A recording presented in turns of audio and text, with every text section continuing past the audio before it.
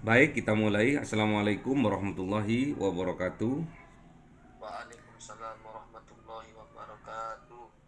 Sebelum kita mulai pembahasan kita tentang manajemen produksi dan operasi, terlebih dahulu kita berdoa kepada Allah semoga pelajaran yang kita terima hari ini dijadikan pelajaran yang manfaat dan barokah, menjadi wasilah buat kita untuk kesuksesan kita di masa yang akan datang. Raditu billahi robba wa bil islami dina wa bi muhammadin nabiyya wa rasula rabbi zidni ilma warzuqni fahma amin. Sudah tampak ya? Udah, Pak. Sudah, baik. Kita dalam mata kuliah manajemen bisnis, kita sekarang sudah memasuki pada pertemuan yang ke-9, yaitu dengan subbab manajemen produksi dan operasi atau disingkat dengan MPO. Kemudian capaian pembelajaran yang akan dicapai, yang pertama yaitu mahasiswa atau mahaputra atau mahaputri bisa mengidentifikasi sumber daya pokok yang dipakai untuk produksi. Dan yang kedua, dapat mengidentifikasi faktor yang mempengaruhi keputusan lokasi pabrik. Dan yang ketiga, dapat menjelaskan bagaimana berbagai faktor yang mempengaruhi keputusan rancangan atau desain dan tata letak atau layout. Dan yang keempat, yaitu menjelaskan tugas dari pengawasan produksi. Ini capaian pembelajaran pada pertemuan kali ini yang akan kita pelajari bersama, sehingga dari keempatnya itu kita dapat memahaminya. Baik, kita akan memasuki apa itu produksi dan apa itu operasi. Jadi dari istilah produksi itu tampaknya berkonotasi sebagai organisasi produk, sehingga istilah yang lebih umum yaitu operasi disubstitusikan untuk menugaskan dasar umum di bidang ini. Jadi operasi yaitu suatu proses yang mentransformasi bahan baku menjadi setengah jadi atau menjadi barang jadi sehingga mampu dikonsumsi dan menimbulkan ekonomi value added.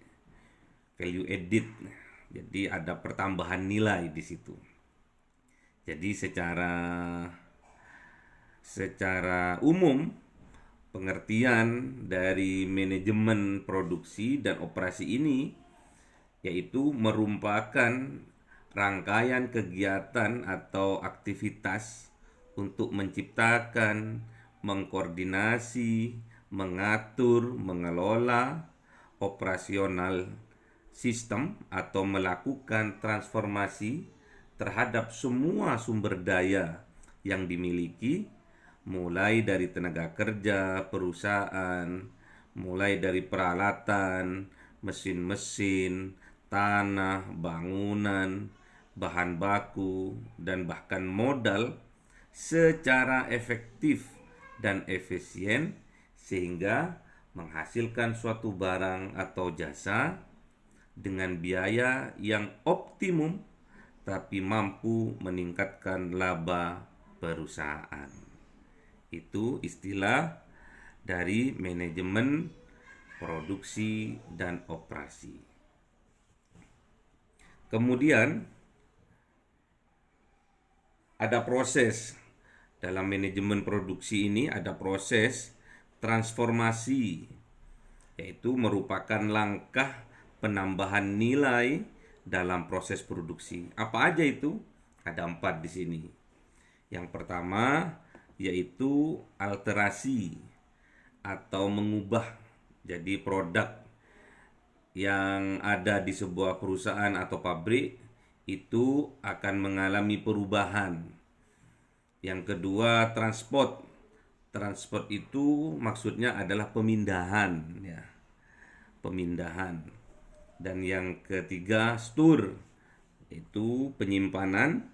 Dan yang keempat adalah inspect atau pemeriksaan. Jadi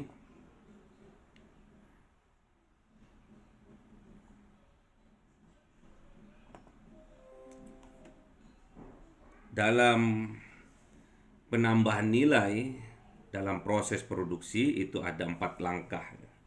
Mulai dari alterasi, mengubah, transport, memindah, store, menyimpan, dan inspect, memeriksa. Kemudian ada ruang lingkup dari kegiatan manajemen produksi dan operasi, mulai dari pemilihan bahan baku, pemilihan tempat dan lain sebagainya, ada perancangan, ada pengoperasian, ada juga pengawasan, ada juga pembaharuan. Terus ini akan berkesinambungan sehingga akan menghasilkan produk yang berkualitas dan juga waktu yang efisien dan juga efektif, sehingga yang dikerjakan oleh perusahaan itu menguntungkan dari segi waktu, dari segi biaya, dari segi produk yang dihasilkan. Kemudian sumber daya apa saja yang dipakai dalam proses produksi itu? Ada 3 secara garis besar. Yang pertama adalah sumber daya manusia. Jadi ini faktor terpenting dalam sebuah perusahaan. Sumber daya manusia ini adalah faktor terpenting, ya. Secanggih apapun mesin, secanggih apapun alat-alat, terus secanggih apapun alat-alat produksi, tanpa ada SDM-nya, tanpa ada manusianya, tidak akan bisa berjalan. Walaupun dengan seiring waktu sekarang, ya, seiring waktu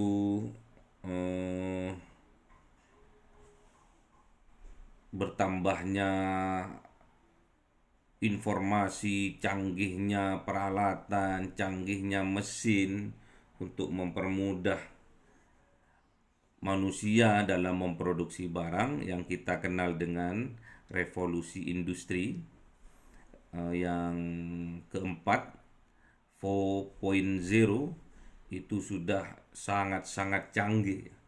Apalagi kita akan memasuki revolusi industri yang kelima, 5.0. Jadi siapkan betul-betul penguasaan mulai dari lini terbawah sampai tertinggi, mulai dari hulu sampai hilir.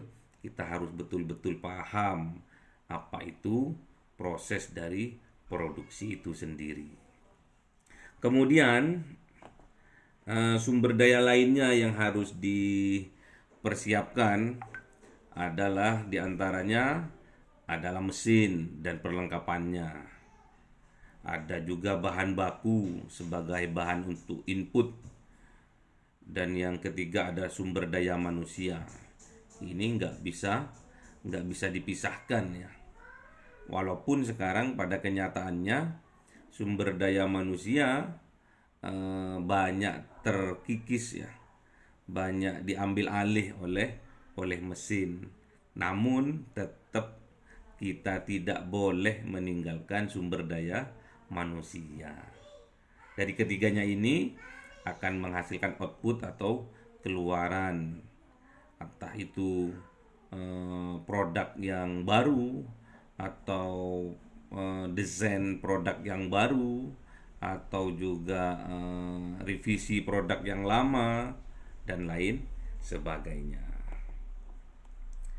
Kemudian ini juga sangat penting tatkala kita memilih lokasi produksi, memilih penempatan pabrik yang akan kita dirikan. Minimal kalau kita memulainya sendiri dengan memanagenya sendiri, kita mengawali berproduksi di rumah. Jadi banyak sekarang itu home industry yang sudah mulai gencar untuk memproduksi dalam skala yang masih kecil ya.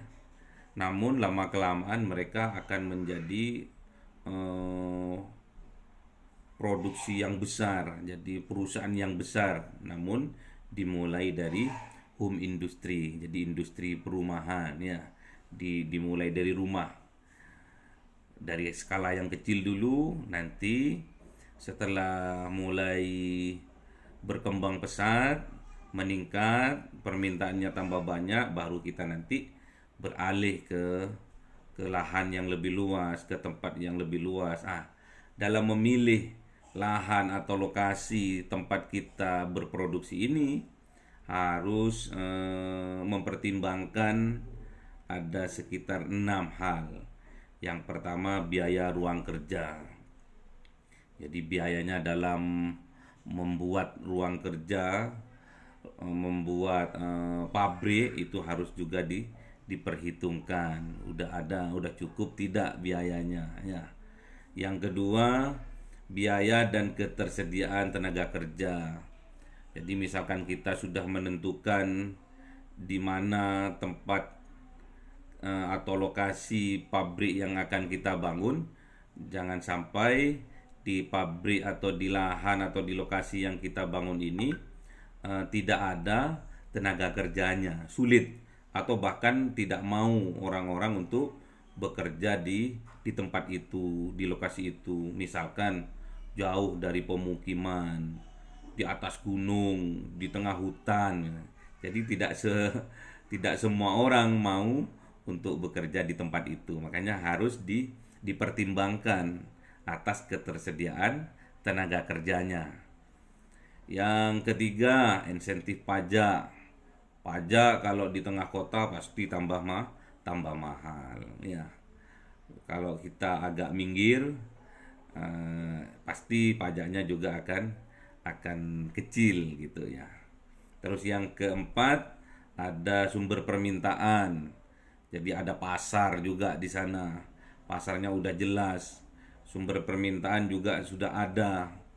Jadi yang bisa kita pertimbangkan dalam memilih lokasi untuk pabrik kita, untuk industri kita adalah sumber-sumber permintaan. Jangan sampai nanti kita memilih tempat lokasi kemudian tidak ada permintaan. Jadi salah alamat kita dalam memilih lokasi pabrik atau industri yang akan kita bangun. Yang kelima, ada akses transportasinya. Nanti dipertimbangkan betul-betul transportasi yang dapat atau bisa kita lalui tatkala kita mendistribusikan produk-produk atau barang-barang yang kita produksi. Jangan sampai nanti tidak ada jalannya menuju pabrik yang kita bangun. Terus yang keenam, yaitu ketersediaan sumber daya lainnya. Banyak faktornya, termasuk juga sumber daya alam ya, bahan-bahan baku, bahan-bahan yang dijadikan bahan pokok lah ya dalam proses dari produksi itu sendiri. Kemudian faktor-faktor lain dalam memilih lokasi yang bisa kita pertimbangkan tatkala kita memilih tempat untuk industri kita suatu saat. Kita kan sekarang sudah belajar menjadi seorang manajer ya. Kita harus mempunyai ilmu dari seorang manajer. Jadi cara berpikirnya pun harus ala-ala manajer ya. Ala-ala pengusaha yang sudah mapan ya. Manajer yang sudah berpengalaman. Jadi harus bisa seperti itu. Seorang manajer itu harus bermimpi ya. Harus bisa bermimpi, harus bisa bercita-cita supaya dia dapat menjadi manajer yang berkualitas. Apa saja faktor lainnya dalam memilih lokasi? Yang pertama, harga tanahnya. Jadi harga tanah itu penting ya. Penting pol. Karena itu biaya yang harus kita siapkan. Yang kedua, lokasi pabrik-pabrik. Ada ndak di sekitar situ, di sekitar tempat yang akan kita bangun itu, pabrik-pabrik apa aja? Atau nggak ada pabrik, atau ada pabrik-pabrik? Itu harus jadi pertimbangan buat kita tatkala kita memilih lokasi industri yang akan kita bangun. Dan yang ketiga, kebutuhan untuk ekspansi cuaca dan iklim. Jangan sampai satu kali hujan nanti longsornya, harus dipertimbangkan ya. Terus yang keempat, peraturan-peraturan tenaga kerja juga harus diperhitungkan. Jangan sampai nanti setelah kita sudah mendirikan pabrik, nanti kesulitan untuk mendatangkan orang-orang sebagai tenaga kerja kita. Disesuaikan dari peraturan-peraturan yang ditetapkan oleh pemerintah setempat ya. Jadi misalkan harus punya kartu kuning, kartu pencari kerja dan lain sebagainya, kesehatan dan lain sebagainya, itu harus jadi pertimbangan ya. Dan yang kelima yaitu gudang-gudang pesaing. Jadi pertimbangan juga kalau memang yang kita produksi itu sama, jadi gudang-gudang yang ada di situ, yang ada di sekitar kita juga harus kita dijadikan pertimbangan nantinya dalam tatkala kita memilih lokasi untuk industri kita. Dan yang keenam adalah keamanan. Aman ndak? Ada perampok ndak di sana itu? Ada pencuri ndak di sana itu? Aman secara fisik, juga aman secara batin. Boleh ndak nanti kita mendirikan tempat ibadah di situ? Itu secara batin, secara ruhani kita aman, secara fisik lahir juga kita harus aman. Jangan sampai nanti ada pembunuhan, ada penembakan gelap, ada juga perampokan. Itu harus juga jadi bahan pertimbangan. Dan yang ketujuh, harus konsekuensi pelaksanaan peraturan tentang lingkungan hidup. Jadi harus ada konsekuensinya. Jadi misalkan limbah yang kita ciptakan dari produksi yang berjalan itu juga harus betul-betul dijaga ya. Betul-betul disesuaikan dengan peraturan yang ada dalam pemerintahan setempat. Misalkan peraturan atau persyaratan tatkala kita bangun industri, misalkan industri tahu misalkan ya, pabrik tahu misalkan, nanti faktor limbahnya gimana, apakah kita buat resapan atau gimana, itu disesuaikan dengan peraturan tentang lingkungan hidup. Kemudian ada pula faktor-faktor yang mempengaruhi rancangan dan tata letak produksi. Jadi tata letaknya juga banyak hal ya. Ini namanya kita berbicara tentang manajemen produksi dan operasi ya, memang harus detail ya. Ada karakteristik lokasi. Ini lokasi tanahnya gerak atau enggak, ini mudah longsor enggak, ini harus tahu. Ada juga proses produksinya. Proses produksinya lancar enggak ini nanti. mengganggu ndak ini, kebisingan, terus limbah, terus polusi udara dan lain sebagainya. Terus juga jenis-jenis produk yang kita produksi itu juga harus harus kita pertimbangkan jenis-jenis produknya ya. Ini terutama dalam hal limbah ya, dalam hal limbah dan penanganannya. Terus yang harus kita ini juga perhatikan juga kapasitas produksi yang diinginkan. Jadi produksi setiap harinya 1.000 misalkan, apa bisa ndak kita memproduksi 1.000 itu? Apakah mengganggu ndak kalau sampai produksinya tengah malam? Itu juga harus bisa jadi pertimbangan ya dalam hal rancangan dan tata letak industri atau pabrik yang akan kita bangunkan nantinya. Dan yang tidak kalah pentingnya adalah pengawasan ya. Dalam hal produksi itu harus diawasi ya. Mulai dari awal, yang pertama mulai dari pembelian bahan bakunya, kita harus bisa mengawasi. Juga pengawasan persediaannya di gudang itu loh. Di gudang pergudangannya atau warehouse-nya, pergudangannya itu harus tetap diawasi. Jangan sampai kita membeli bahan baku ternyata stok di gudang masih banyak ya. Pokoknya pengawasan itu penting ya. Terus routing itu pengurutan mana yang sudah habis, yang perlu di order terlebih dahulu. Nah, kemudian masuk kepada penjadwalan. Ini harus beli hari Senin karena hari Sabtu tersisa sekian misalkan. Ini harus beli 2 minggu lagi karena di gudang masih banyak misalkan. Itu harus masuk kepada penjadwalan. Dan yang terakhir adalah pengawasan kualitas. Setelah produksi itu berlangsung dan menghasilkan output atau keluaran, kita harus jangan lupa dari segi kemasannya, dari kualitas barangnya, kita harus betul-betul diawasi. Nah, ini bentuk-bentuk persediaan.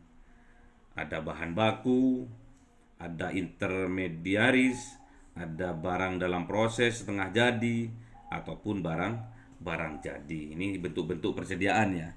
Persediaan di gudang, ada bahan mentah, bahan baku, ada juga yang intermediaris, jadi ada suppliernya ya, supplier yang sudah kita percayai dalam hal support produksi kita. Ada juga barang yang dalam proses atau barang setengah jadi, semi mateng. Ada juga barang yang sudah jadi. Itu bentuk-bentuk dari persediaan. Manfaat persediaan itu apa saja? Di sini ada transit inventory ya.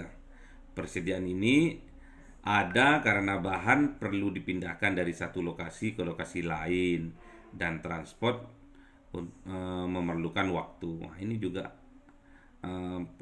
pengaruh ya tatkala kita antara gudang dan pabrik, pergudangan dan pabrik yang kita dirikan, ini harus betul-betul tersedia jalan ya. Jangan sampai kita kesulitan dalam hal transportasi nantinya, pemindahan nantinya. Ada juga buffer inventory. Persediaan ini diperlukan untuk mengatasi ketidakpastian penawaran dan permintaan. Jadi sedang-sedang saja ya. Ada juga anticipation inventory. Persediaan ini untuk mengantisipasi kebutuhan di masa yang akan datang. Jadi jangan sampai barang atau bahan di gudang itu menumpuk ya, bahkan overload ya, sehingga kita rugi nanti dalam hal pengurusan pergudangan, perawatan dan lain sebagainya. Ada juga decouple inventory, persediaan yang berfungsi memecah rangkaian produksi menjadi bagian-bagian yang bebas.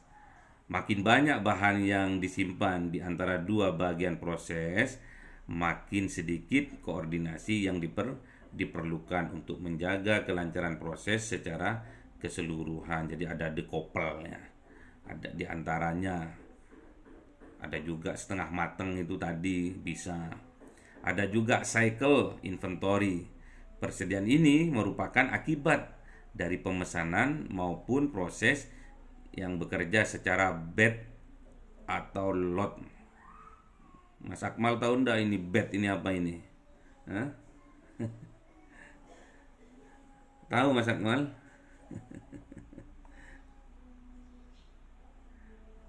Terus Ya, Pak. nanti dicari ya. Bed itu bed dan lot nanti dicari. Terus dalam hal pembelian bahan baku ini harus kita betul-betul harus diperhatikan, mulai dari memilih pemasok bahan bakunya. Jadi kita harus punya apa namanya ya, pengepul lah ya, pengepul. Kita harus bisa memilih dari pengepul yang di luar itu. Dan yang kedua, kita itu mencoba memperoleh diskon volume katanya. Nggak boleh lah, nggak apa-apa, semakin banyak yang kita beli biasanya ada diskon ya. Biasa orang Indonesia suka diskonnya. Pak. Benar, Pak. Minta diskon yang banyak nanti kualitasnya malah jelek ya. Terus yang ketiga, menentukan apakah perusahaan atau industri akan menyerahkan beberapa tugas produksi ke pemasok atau outsourcing, atau mau dialihkan, mau disubkan, boleh, nggak apa-apa. Jadi kalau sekiranya belum mengatasi dalam jumlah hal yang besar, sedangkan kita masih tahap proses untuk sedang misalkan, boleh kita mengesupkan beberapa tugas produksi ke pemasok atau outsourcing ya. Tangan ketiga. Kemudian pengawasan persediaan.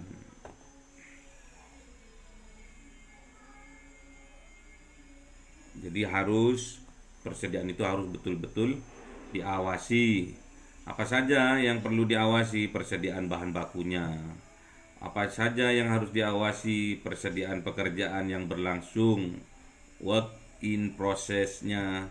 Dan yang ketiga, apa saja yang harus persediaan itu diawasi, yaitu persediaan barang jadinya atau output atau produk yang sudah jadi, yang dihasilkan.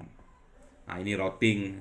Routing tadi itu ada urutan atau rute tugas yang perlu untuk menghasilkan sebuah produk.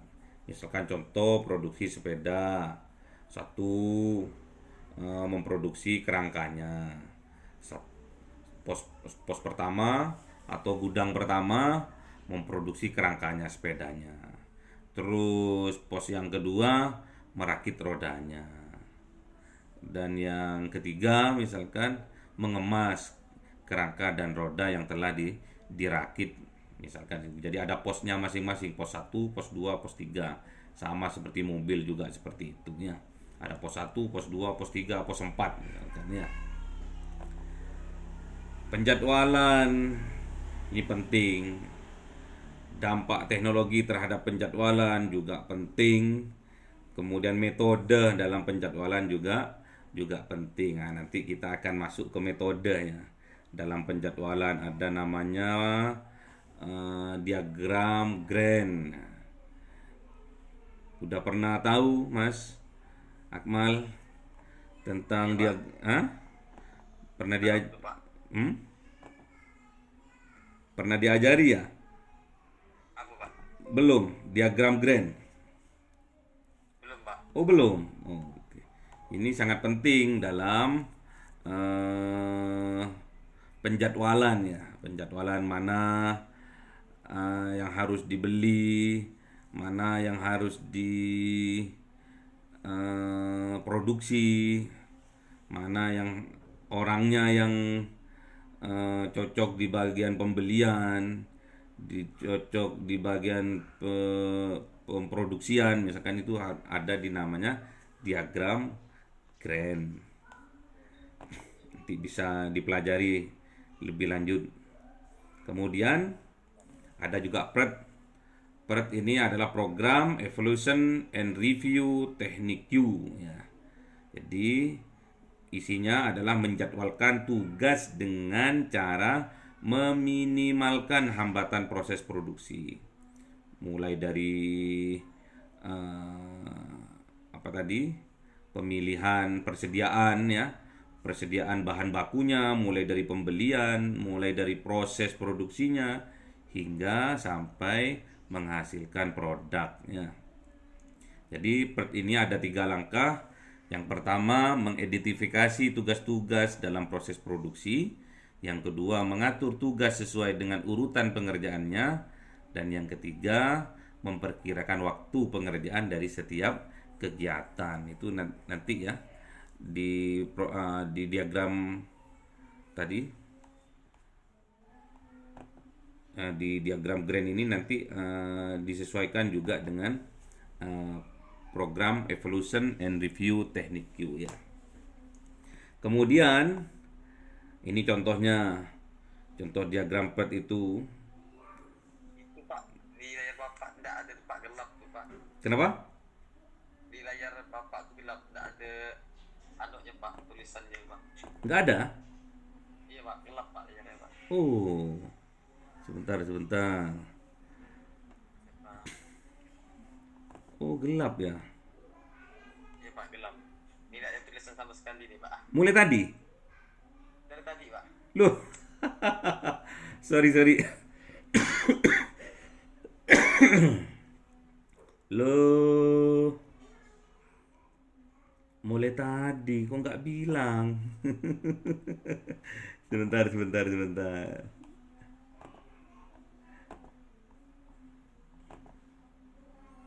Ada? Ada, Mas? Pak, masih hitam tuh Pak. Masih hitam? Iya Pak. Loh, masih hitam. Kemana kok masih hitam ini? Baik, nanti kami share ya. Kami share di Google Classroom biar nggak gelap. Oh, mulai tadi ya, nggak ini ya. Oke, baik. Oke, ada juga pengawasan kualitas dari produk yang dihasilkan. Yang pertama, kualitas didefinisikan sebagai derajat di mana barang atau jasa memuaskan persyaratan atau harapan pelanggan. Ini pentingnya pengawasan kualitas ya. Dan yang kedua, pengawasan kualitas merupakan proses untuk menentukan apakah kualitas barang atau jasa memenuhi kualitas yang diharapkan dan mengidentifikasi perbaikan jika ada yang perlu dilakukan pada proses produksi. Baik. Sebentar. Saya coba, penasaran saya kalau enggak ini. Sebentar.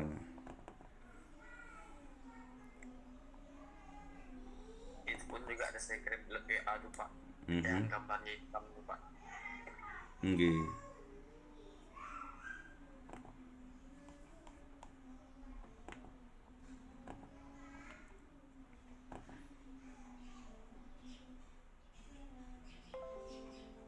Masuk, Mas? Nggak ada ya, Mas? Nah ini baru ada nih Pak. Ada ya? Ada. Oh, udah hampir selesai, Mas. Ini tadi diagram grandnya ini. Diagram grandnya ini. Ya, masuk ya? Masuk. Oke, baik. Kemudian kita sudah masuk ke kegiatan dalam pengawasan kualitas. Jadi ada 5 di situ. Yang pertama pengujian dan inspeksi. Yang kedua pemeriksaan barang-barang yang dibeli. Yang ketiga pemeriksaan barang dalam proses. Yang keempat menentukan waktu inspeksi. Dan yang kelima menentukan tempat untuk inspeksi. Jadi kegiatan dalam pengawasan kualitas itu harus betul-betul diperhatikan, sehingga apa yang diproduksi oleh sebuah industri atau sebuah pabrik itu kualitasnya betul-betul terjaga atau terjamin, sehingga nantinya pelanggan atau pemakai atau konsumen akan merasa puas dengan produk yang kita hasilkan. Yang terakhir ini adalah QCC ya, Quality Control Cycle ya. Jadi ini sebuah teknik pengawasan kualitas di mana karyawan dan pimpinan bersama-sama berusaha memperbaiki dan meningkatkan kualitas hasil produksinya. Dan tujuan diadakan quality control cycle ini, yang pertama tujuannya adalah untuk mengurangi kesalahan dan meningkatkan mutu atau kualitas. Yang kedua, menciptakan kemampuan memecahkan masalah. Yang ketiga, meningkatkan motivasi karyawan. Yang keempat, mengilhami kerja tim yang lebih baik. Yang kelima, mendorong keterlibatan dalam tugas. Yang keenam, menimbulkan sikap mencegah masalah. Jangan cari-cari masalah ya. Dan yang kedelapan, memperbaiki komunikasi dan mengembangkan hubungan di antara manajer dengan karyawan. Yang kesembilan, mengembangkan kesadaran akan keamanan yang tinggi. Yang kesepuluh, memajukan karyawan dan mengembangkan kepemimpinan. Dan yang terakhir, mendorong penghematan biaya. Nah, nanti di proses produksi dan operasi ini berkaitan semua dengan manajer-manajer yang lain. Manajer pemasaran berkaitan, manajer keuangan juga berkaitan, manajer SDM juga berkaitan. Jadi puncaknya memang di operasi ini. Jadi tatkala kita sudah menghasilkan atau memproduksi barang, kita butuh manajer pemasaran untuk memasarkan barang kita. Tatkala kita membutuhkan biaya-biaya untuk proses produksi dan operasional kita butuh manajer keuangan untuk mensupportnya. Tatkala kita dalam hal produksi, dalam hal khususnya sumber daya manusianya, kita butuh manajer dari SDM untuk mensupport karyawan, untuk mensupport supervisor, untuk mensupport kenaikan jabatan, mutasi dan lain sebagainya. Itu dibutuhkan dari manajer SDM, sumber daya manusia. Oke.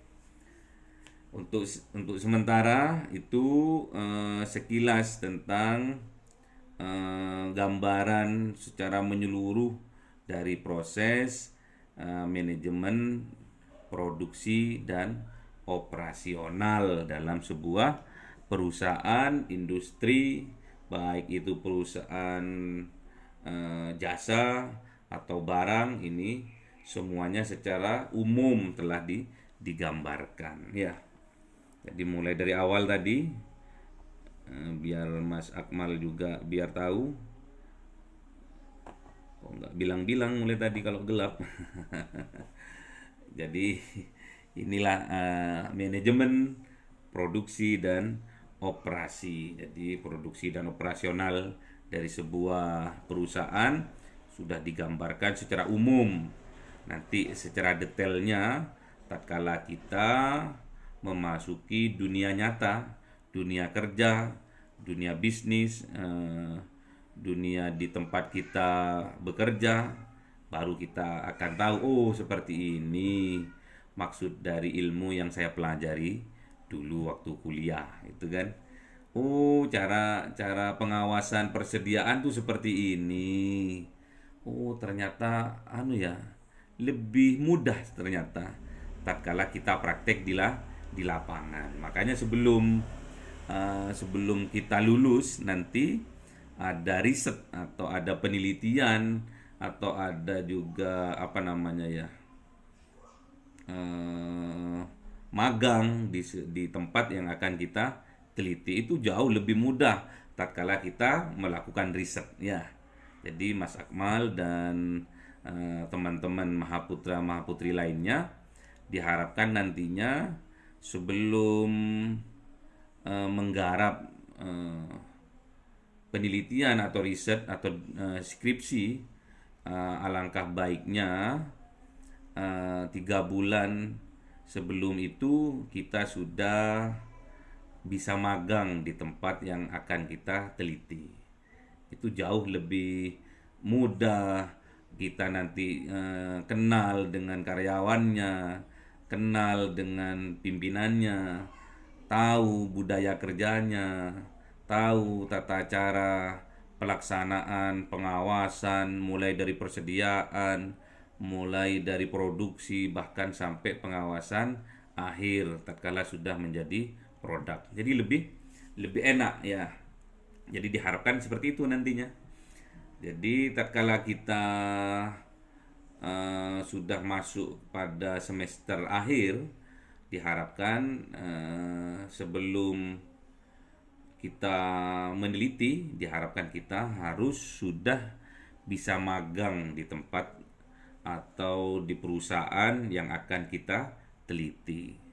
Begitu, Mas Akmal dan teman-teman, ada yang mau ditanyakan agar kalian betul-betul paham apa itu manajemen produksi dan operasi. Silakan kalau ada yang mau ditanyakan.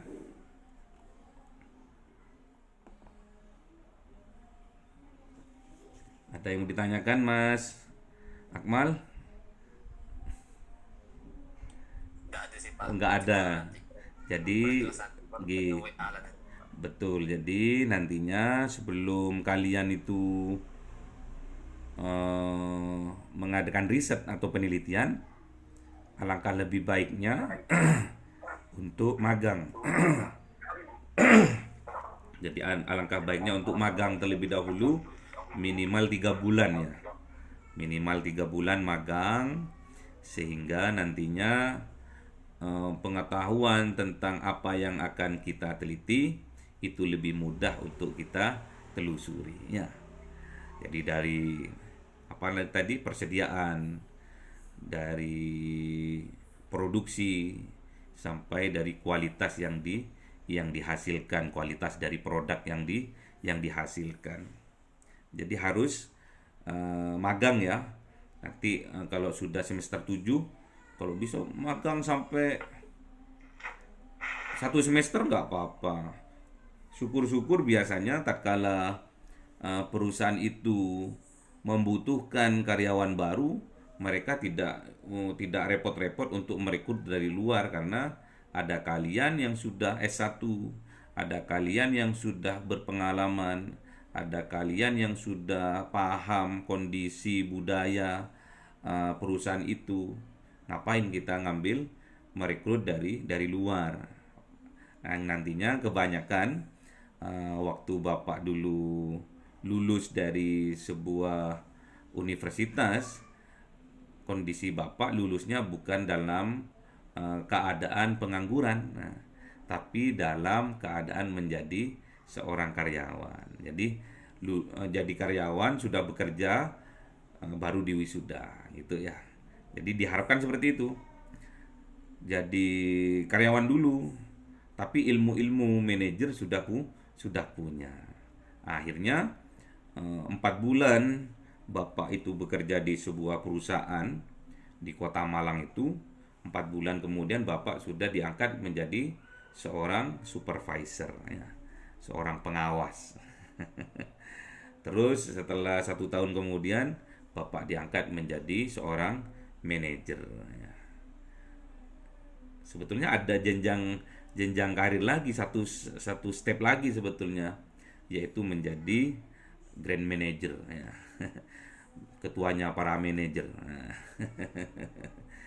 jadi nanti seiring dengan pengalaman, ilmu yang kita punya, langkah-langkah apa untuk kita mensukseskan diri kita, itu nanti akan berjalan sendiri.